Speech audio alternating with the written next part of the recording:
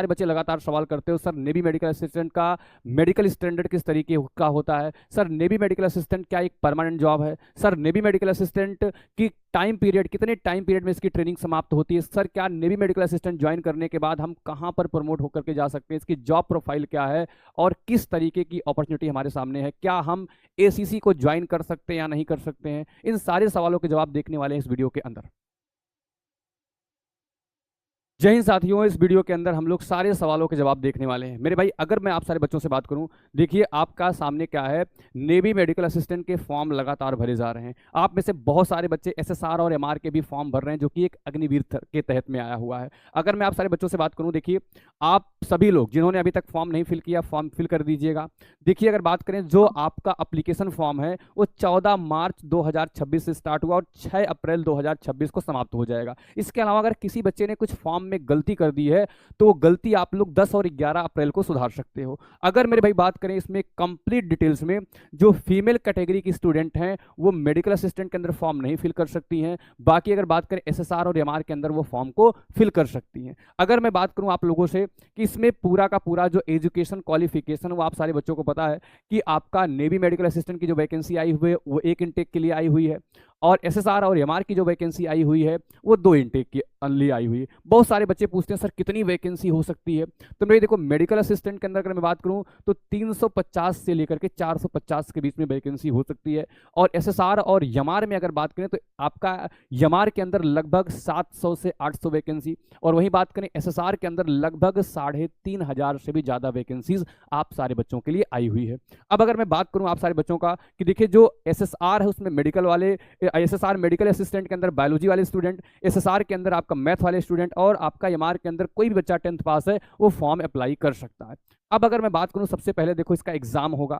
Exam के बाद मेरे भाई आप सारे बच्चों का क्या होगा कि आपका रिजल्ट आएगा और जो बच्चा रिजल्ट में क्वालिफाई होगा उसका फेज 2 होगा और फेज 2 के अंदर पहले 1.6 किलोमीटर की रनिंग होगी, फिर आपका स्क्वाट्स होंगे यानी आपका फीमेल्स में को करना है 15 और मेल को करना है 20, फिर पुशअप होंगे, फिर आपका सेटअप होंगे और उसके बाद जो बच्चा इन चीज़ों को क्वालिफाई कर लेगा उसका एक ओएमआर बेस एग्जाम होगा सेम पैटर्न पे जैसा आपका सीबीटी 1 में हुआ था, ठीक है ना। उसके बाद एग्जाम जो बच्चा क्वालिफाई कर लेगा उसके बाद उस बच्चे का क्या होगा, मेडिकल होगा और जो बच्चा मेडिकली भी फिट हो जाएगा फिर आपकी फाइनल लिस्ट आती है उसके अंदर जिसका नाम आएगा फिर भैया उसको ट्रेनिंग के लिए भेजा जाएगा।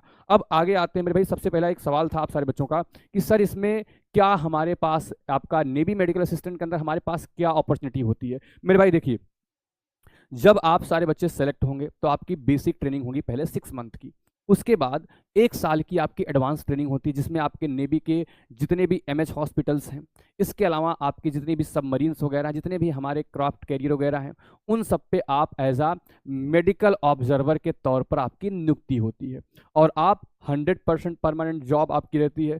और आप में से जितने भी साथी हमारे, एक एग्ज़ाम होता है एसीसी आर्मी कैडेट कॉलेज का एग्जाम, आप सारे बच्चे उस एग्जाम को दे करके एसएसबी क्वालिफाई करके डायरेक्ट आप एसएसबी दोगे यानी पहले एग्जाम दोगे एसीसी का, आप एलिजिबल रहोगे। सिर्फ जो परमानेंट बंदे हैं, जो परमानेंट भर्ती हुआ है वही बच्चा इस एग्जाम को दे सकता, अग्निवीर वाले स्टूडेंट नहीं दे सकते। तो आपके पास एक अच्छा अपॉर्चुनिटी है, आपके पास कंपटीशन ना के बराबर है, ठीक है। आप डायरेक्ट ऑफिसर बन सकते हो। इन केस मान लो बहुत सारे बच्चे ऐसे जो कहते नहीं सर जी हम एग्जाम नहीं दे सकते हैं, तो नहीं देना है मुझे, तो मेरे भाई अगर आप मेडिकल असिस्टेंट में भी आप सेलेक्ट होते हो उसके बाद आप चीफ पेटी ऑफिसर तक जा सकते हो, यानी आप एक बहुत अच्छे पोस्ट तक जा सकते हो जिसमें आपकी सैलरी काफ़ी अच्छी सैलरी, अगर आप स्टार्टिंग में भी देखोगे लगभग 55 से 65 हज़ार के बीच में आपकी पहली ही सैलरी आपकी बन जाएगी जब आपका फाइनल ट्रेनिंग वगैरह खत्म होगा।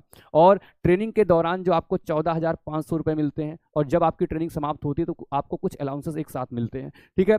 अब देखिए ये आपका टोटल जॉब प्रोफाइल रहता है, आप यहाँ पर देख सकते हो, ठीक है। अगला बात करें मेरे भाई, देखो इसमें क्या क्या कैरियर्स हैं आप सारे बच्चों की बात करें, पहले एमआर के अंदर बात लेंगे। देखो एमआर में 3 कैटेगरी क्या आता है, कुक, स्टीवर्ड एंड हाइजीनिस्ट, ये 3 कैटेगरी की भर्ती होती है अगर बात करें। और एसएसआर के अंदर में भी एज आ नाविक बनते हो, इनका आपका क्लियर है।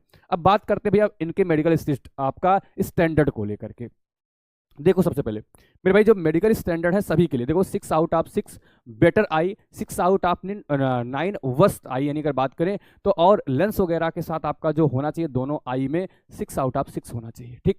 अगला बात करें मेरे भाई, ठीक है, आप यहाँ पर देखिए आपको दिया है refractive to the surgery LASIK permitted if done after 20 year old. मेरे भाई अगर आप 20 ईयर ओल्ड के पहले इसको करवाए हुए तो एलिजिबल है। इसके अलावा मेरे भाई देखो आपका हाइट जो होता है स्टैंडर्ड होता है हाइट का 157 सेंटीमीटर होता है मेल के लिए, 152 सेंटीमीटर होता है फीमेल के लिए। भैया वेट आपके हाइट के अकॉर्डिंग होना चाहिए। देखो जो आपका चेस्ट होता है मेल को 5 सेंटीमीटर एक्सपेंड करना यानी फुलाना है और फीमेल के लिए एप्लीकेबल नहीं है।